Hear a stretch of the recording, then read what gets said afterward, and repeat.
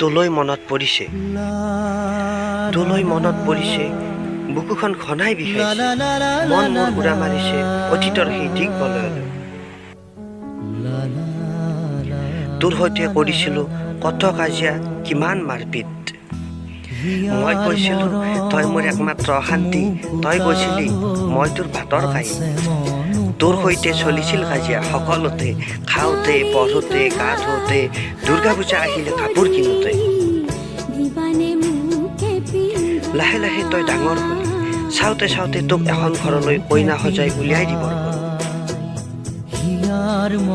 আজি মোৰ বুকুখনত শোকে খুন্দিয়াই মাৰিছে ভণ্টি। তই মোৰ আছিলি কাজিয়াৰ লগৰী, সুখৰ লগৰী, দুখৰ লগৰী। মোৰ সাহস, মোৰ প্ৰেৰণা আছিলি তই।